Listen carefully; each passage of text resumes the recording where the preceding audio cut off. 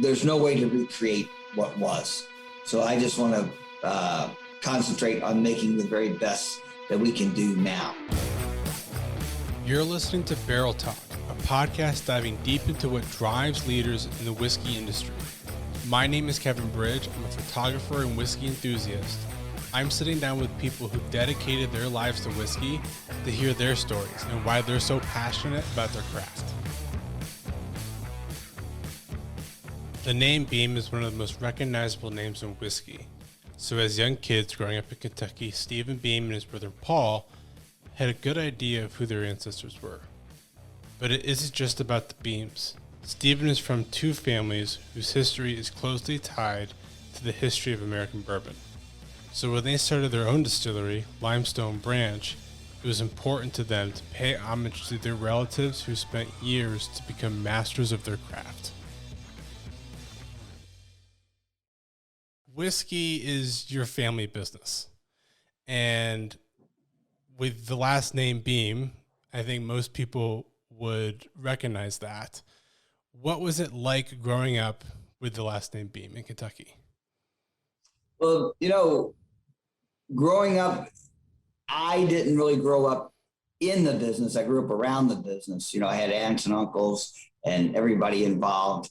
Booker was a very good friend of my uncle. So like I said, I was around it, but I didn't really realize how close we were and how I didn't find out about Minor Case until much later in life. So it was kind of like people would always say, are you related to Jim Beam? And I had to have to just say, well, sort of, kind of, it's a long story. And that's about as far as it went. It's interesting though. My mother, who was J.W. Dant's great granddaughter, was very adamant about teaching me about the Dant family history and the Dant name, and that he was a distiller. So I really became interested in the distilling and the distilling family from the Dant side, and then it spilled over, and then I started researching in the Beam side. And so a lot of people recognize the Beam name, and you walk into any liquor store in America or in the world, and you're going to see a bottle of Jim Beam on the shelf. But a lot of people, especially people that aren't really well versed in whiskey history, don't really know the Dant name.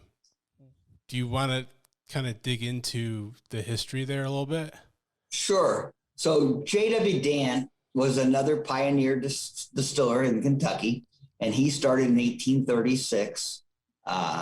And he started out and started distilling for farmers around him. But he did very well. He made a great product and grew the business and became very successful. He had 7 sons who were all followed him in the distilling business at master distillers, including my great grandfather, and the oldest son, Bernard Dant, started Yellowstone. So right after Prohibition, the Dants were one of the most influential families in American, in bourbon, in Kentucky bourbon.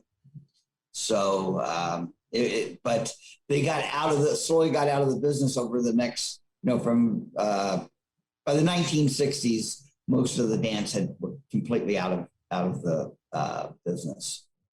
So it's kind of one of those lost names, like there's so many in the bourbon history that are, lost names like that. So you mentioned you were kind of more well versed in the Dant side of things when you were growing up. Is there a reason for that? Well, like I said, my mom was very, she knew the history of the Dants, and she would take me out to the distillery. There was an old distillery right by her home place. So when we would go out there, we would ride by that. And that was an old distillery where she had worked in high school. And it come to find out that was the Yellowstone distillery. It had been Minor Case Beams distillery, but nobody really ever talked about that. So it was really kind of one of those things that was, bourbon. I grew up, 60s and 70s, and bourbon was very popular. But it was just kind of one of those things that was there. It was just, I don't think people appreciated what we had in Kentucky at that time. And there weren't celebrity, master distillers or, celebrity distilling people and brand ambassadors, like celebrity chefs. It was a job, and it was a rather hard job. And so it certainly wasn't the glamour, what everybody still isn't, but what people think of. And so with all that family history, when you were growing up, were you interested in getting into the bourbon business, or were you kind of turned off by it and wanted to do the opposite? So it intrigued me, and I was always interested in it from a very young age, because I always felt like, I'd say, well, what happened? And it was Prohibition ended it. Prohibition is where everything stopped. So for me, I always felt like we were cheated out of our history from Prohibition. And so it was something that I always wanted to get back in. I had no idea, how on earth I would do that. I actually looked into it right after college, and that would have been 1980. And but it was really financially almost impossible to open a distillery at that time. First bourbon had peaked and was kind of descending.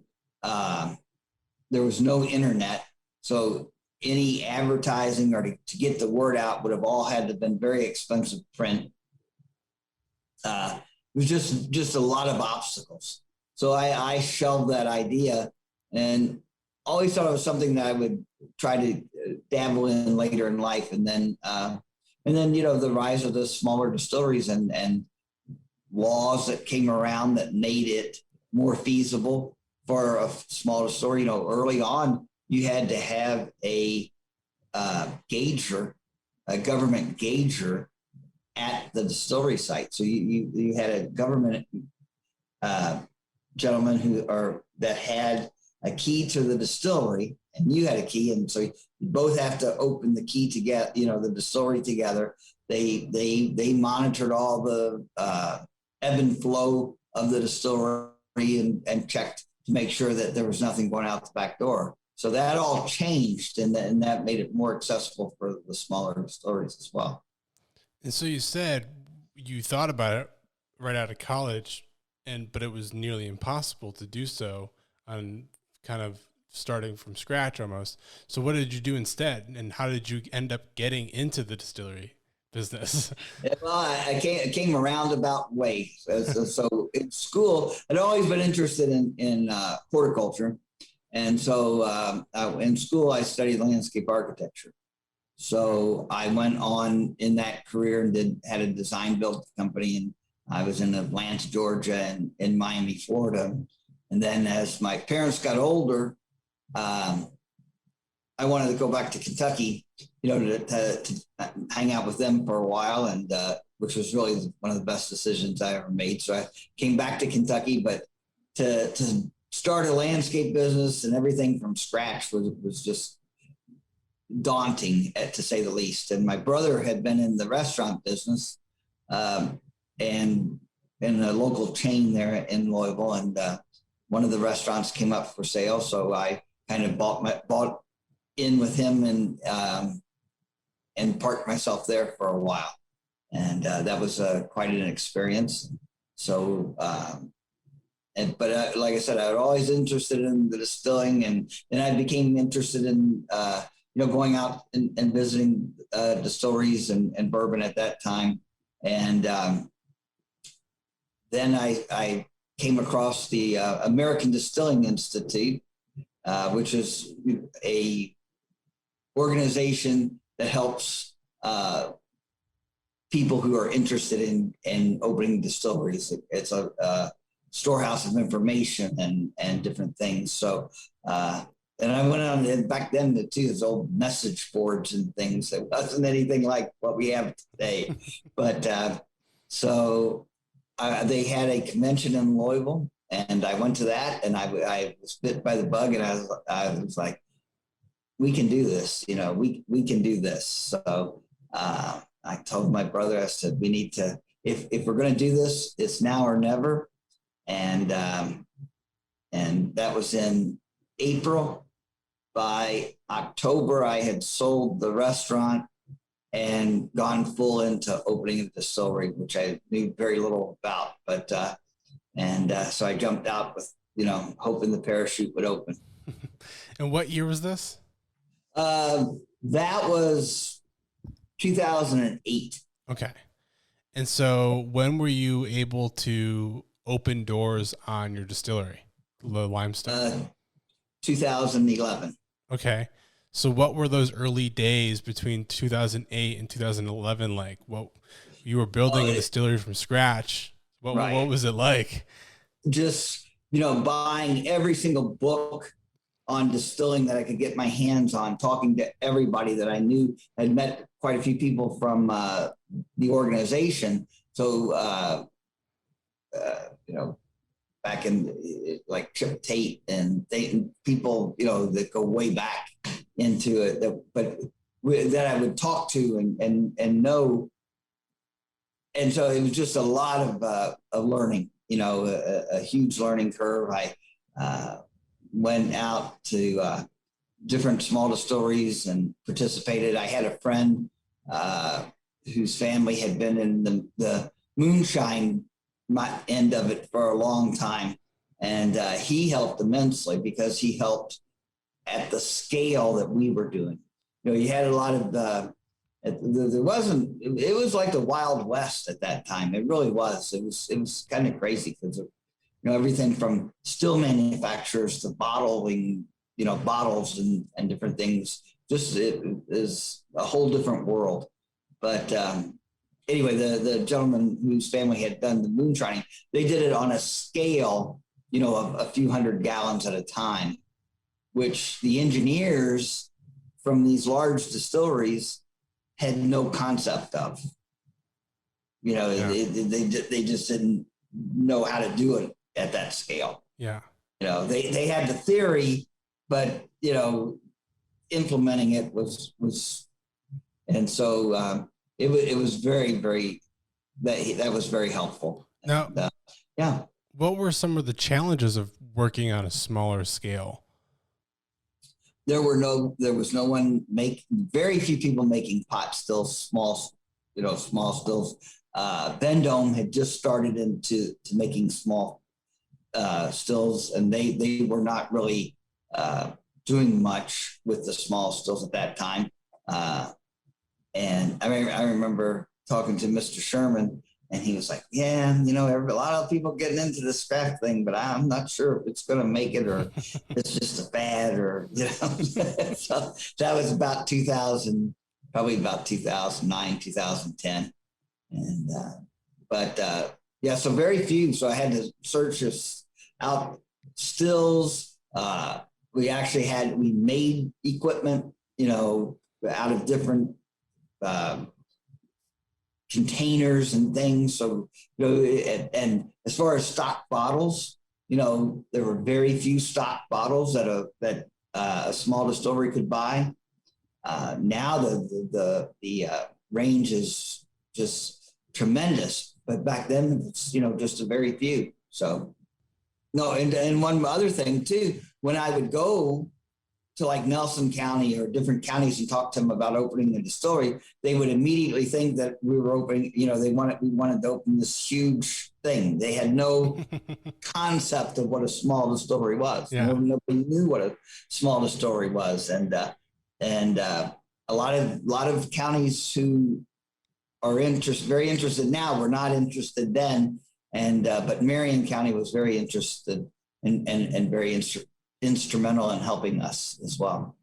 So in 2011, you opened the doors on Limestone Branch Distillery. What was your first product? Our first product was a corn whiskey, Okay. an unaged corn whiskey, moonshine, which I'm very proud of, that we won a gold medal at the American Distilling Institute from that. And so the very first thing we did at Limestone won a gold medal in the organization. So I was happy about that. But then we went to a sugar shine, which is a corn and sugar mash. And so we did moonshine thing. We always made a little bit of bourbon, but we were paying bills with the moonshine. Yeah. Now, is that the reason why you started with the moonshine? Just to pay the bills, and was the goal always to get to a bourbon? Yes, the goal was always to be bourbon forward, because that's where our heritage was, and that's what we wanted to do. But moonshine was having a moment at that time, and it was popular, and we rode that wave a little bit, and it helped us finance us down the road with the bourbon. And so you mentioned that you were always making bourbon just a little bit at a time. So Right. you were probably putting it in barrels and starting to let it age. Did you know what bourbon you wanted to release when you eventually did, and when did you actually release that? We still have yet to release our bottled and bond. Okay. We've done blending into the Yellowstone Select, which is our 4 and 7 year old bourbon. So we blend some of ours into that, and that kind of eats up a lot of our product since we made so little in the beginning. So we'll have a 6-year bottled and bond out at some point in the relatively near future, and that'd be some of the first barrels where we actually have enough to get out into the market. So, okay. And so you mentioned your flagship whiskey right now is the Yellowstone. And that the Yellowstone name has been in the family, correct? Correct. And so what was the history behind that brand? Right. So Yellowstone, that is just so, deep into my roots and my family's roots. It's insane. And that was always one of the goals as well, of wanting to bring back one of the brands into the family. So Yellowstone was there. But Yellowstone was founded by Bernard Dant. He had a distillery, Cold Spring, and he was a supplier to a rectifier in Louisville called Taylor and Williams. And Taylor and Williams had salespeople out.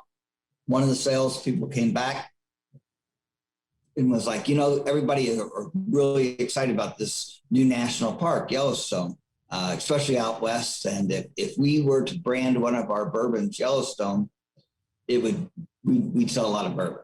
So they branded Yellowstone as one of their brands, and it quickly became their best-selling brand. And that was Taylor and Williams, and Bernard Dant had Cold Spring, and he was supplying the whiskey. And then as Taylor and Williams retired out of the business, Bernard Dant bought Taylor and Williams and merged the two together. So Taylor and Williams became Yellowstone. That was back before Prohibition, when there wasn't the tiers that you have now, the barriers between, being a distributor and being a producer. Why was it so important for you to bring this specific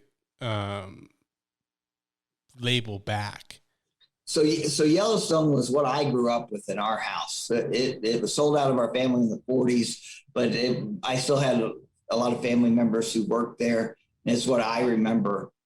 Even more so, we always had a bottle of Jim Beam, and we always had Yellowstone. But Yellowstone, because it entered on both sides of my family, the Dant side, my mom's side, and my grandmother's side. Of course, Bernard Dant founded it. He had a son, Mike Dant, who took over, and Mike married my other grandmother's sister. So it became, the Beams and the Dants became related.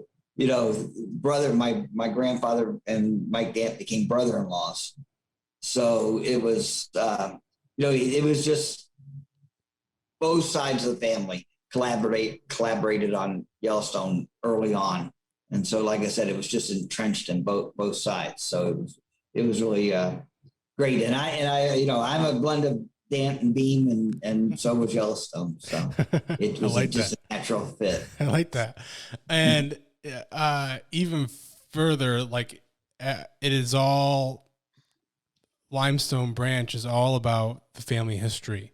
And even your other whiskey, your straight rye whiskey, is also named after part of your family history. Minor Case. Who was he, and how did he not only shape your family's whiskey history, but whiskey history in America? Yeah, so growing up, I didn't know a lot about Minor Case. My dad would mention him in passing or here and there, but nobody really talked about him too much. And as I began doing the research on our family and the Beam history, it became evident that Minor Case, was a prominent distiller in his day. He was actually the patriarch of that generation. He was Jim Beam's first cousin. He was trained under his uncle Jack at early times. And one of the few Beams to actually ever own a distillery, Jim Beam, Minor Case, Jack Beam.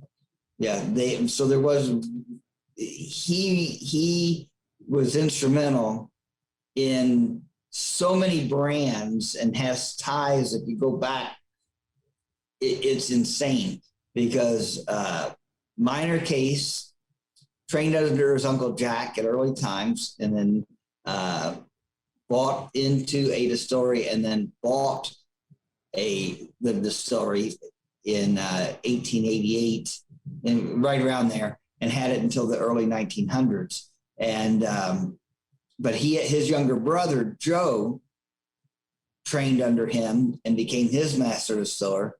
And while Minor Case would die shortly after Prohibition ended, Joe Beam and his 7 sons, and my grandfather, who was like one of the sons, were instrumental in reviving the bourbon industry in Kentucky.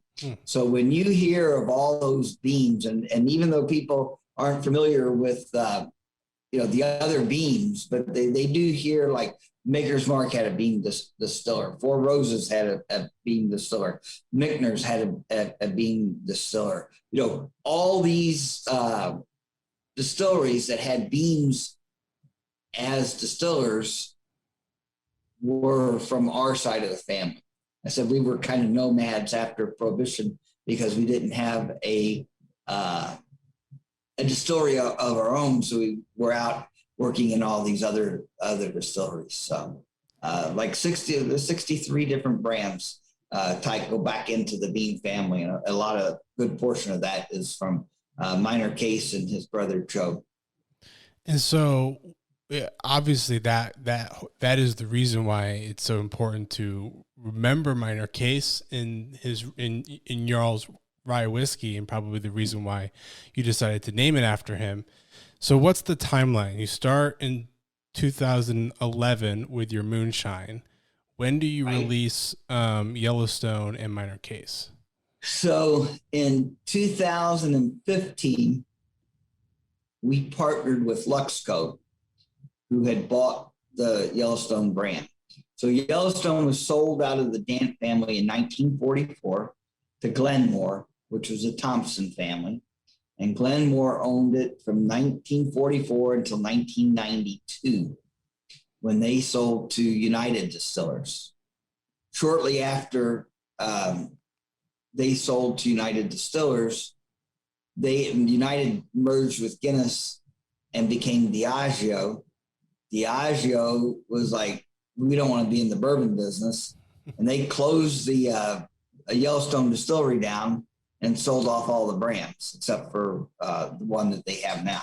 But so that is when Luxco bought, Rebel Yell and Yellowstone and Ezra Brooks and David Nicholson, a lot of Luxco's brands. Mm-hmm. And so like I said, I was interested in bringing one of the brands back. So I started corresponding with Don Lux, and we eventually worked out a deal, and they bought part of our distillery. And in that deal, the Yellowstone intellectual property and came to Limestone Branch. And so I reformulated it at that time to what we have now, our Yellowstone Select. And that was in 2015. Okay. And what was it like to bring in a partner? Like all of a sudden you're no longer you and your brother are no longer the only ones on top. You also have someone else to answer to. What was it like to make that switch in 2015? Well, they were a very good partner. So, and they allowed me to do they were fairly hands off on the distilling part of it. They, contributed to increasing our production, and modernizing the distillery, which we continue to do, and handled all the sales and distribution, which was fantastic because before we merged with them, we were in 7 states, and most of my time was spent doing government paperwork. And so that partnership allowed me to go back into distilling, and devote my time to actual distilling products. So, but the difficulty, the only difficulty, and it wasn't really that big of a deal, but I was just used to making a decision, and not having to run it through anybody, Yeah. And so it took me a little while to get the channels, of, we need to talk to this person first, and then we can agree on it, but, just, you can't just say, okay, we're going to do this, and so that took a little bit of getting used to. But like I said, they were very, very good and easy partners to work with, and allowed our distillery to grow at a rate that we would never have been able to accomplish in my brother and I's lifetime, probably. So what is, how similar is today's Yellowstone to what was being made when the brand was originally out before Prohibition? So we use the original mash bill. We have a yeast strain that we were able to trace back through a yeast jug to minor case. And we know that the beans and the damps are sharing different things. And I know, like I said, my grandfather was a distiller there at Yellowstone. But anyway, so we pay homage to that through the yeast. We do an heirloom corn that was available around that time. We use a white corn. We use a mash bill. We use similar techniques. So I say I'm a steward for the brand at this moment in time. And I pay respect to that, but there's no way I can recreate what was. Every distillery is different. We have our own microflora, our own microclimates. So there's no way to recreate what was. So I just want to concentrate on making the very best that we can do now. But the old Yellowstone, like so many of the old whiskeys, had that real, it was a kind of a heavy cherry cough note, syrup note, in a good way. And, I've talked to Mike Beach and different people about where we think that came from, and nobody's really been able to pin all of that down. But the whiskeys of the 1940s don't taste like the bourbons of today. Even though, like I said, we're doing very, very similar techniques. And today, the Yellowstone that is out today is a very classic bourbon taste, right? Absolutely. Absolutely. It is what I remember bourbon when I was young. And I didn't really drink too much bourbon when I was young. but but I remember the smell, and my mom, we did have toddies when we were, I had a cough or something. So, I have a little bit of a memory of that, but definitely the nose, is very similar, and Yellowstone is a very classic Kentucky bourbon. When we started this conversation, you mentioned that your official title is Master Distiller, but it's something that you said that you pushed back on a little bit. Explain why. Well, out of respect for my grandfather and great grandfather and all of them from there on back, because they spent their lives in the distillery. Minor Case started when he was 14. I'm sure Guy started about the same time as well, and grew up in the distillery, and they were true masters of the craft. I mean, after Prohibition, my dad said the architects and engineers would come and sit with Guy at the table and go, when they were building all these new distilleries after Prohibition, and go over the size of the pipes and the size of the mash tubs and all the different things, because they had no clue. But through all my research and everything that I did way back when, I can do that as well. And I sized all the equipment for Limestone from the very beginning. But it was really just, I felt like I needed to put my time in, before you call yourself a master of anything, And so now it's been 10 years. So I think that's, I know that Minor Case started when he was 14, and by the time he was 28, he was a master distiller. And I think Jacob was about 10 years. So, that seems like a good time that we can use that term, although I use it sparingly. I would say 10 years in the distilling business is enough time to make yourself a master distiller. Through the several distillers that I've talked to, 2020 has been a hard year for a lot of people, but in the whiskey industry specifically, a lot of them have seen a boom. And while it's become harder to distill, whiskey's flying off the shelves for a lot of people. Is that something that you've seen yourself?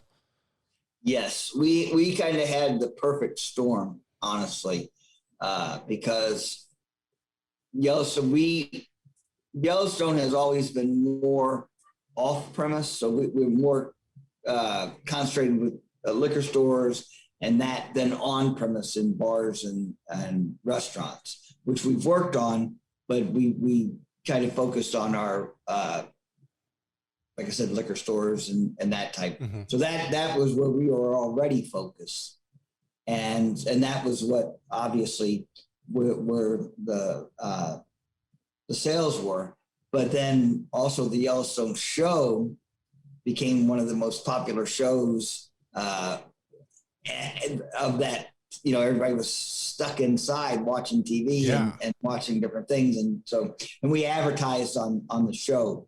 And so that propelled Yellowstone. It cleared the shelves. We actually were low on glass because we were not anticipating that. So, while I feel so much for our friends who had, the bars and restaurants and how much they've suffered, but for us, the business has been good. We closed our gift shop for about 10 weeks. And but ever since it was opened back up in July, we've been busy.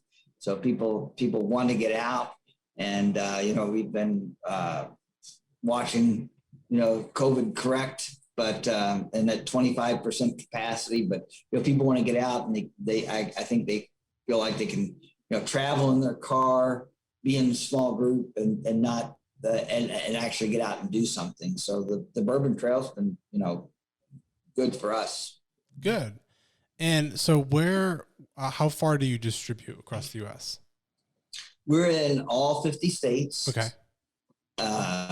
In Canada, and at least a dozen different countries. It kind of changes because we use distributors, and so they'll sell into different countries. So it's kind of hard to know exactly the countries all the time. But I know we were in the UK, France, Germany, and many other countries as well, Australia. So this will be my last question, and it's the question I ask all the guests. Is it doesn't have to be one of Limestone Branch's whiskeys, but it can be any whiskey. What if you were to sit down on a Saturday afternoon and you're pulling out a bottle to drink? What is your go-to? What is your favorite? Wow. Well, when people always ask about our brands, I always say, it depends on the situation. Okay. So on a Saturday afternoon, because it changes, if it's warm or cool, or because I'll drink a lighter whiskey if it's hot, and if it's cold, I tend to drink a little bit heavier whiskey. But I go with our Yellowstone Select many times. That's my go-to, which is our 93 proof. If I'm going to drink someone else's whiskey, I like Four Roses single barrels an awful lot. Okay. Some of the older the Knob Creek 9-year-old was a good solid pour. I'm talking about things that people can get. Yeah, of course. Not some unicorn that that I can say, well, that, but really, there's so many good bourbons out there. My sweet spot, I will say, is 6 to 12 years old, maybe 15. I like that age group. I'm not into a really heavily aged bourbon. I tend to like sweet and lighter notes. And as bourbon ages, you tend to lose some of that sweetness, and it becomes more about the barrel than the grain and some of it. So. During our conversation, Stephen mentioned they are welcoming anyone who wanted to visit to the distillery. They're located on the Bourbon Trail in Lebanon, Kentucky. They do have tours of the distillery so you can see the whiskey making process in person. If you enjoyed this episode, be sure to subscribe, rate, and review on whatever podcast platform you're listening on. It helps the show grow so that more people can learn about the stories behind their favorite whiskeys. You're listening to Barrel Talk.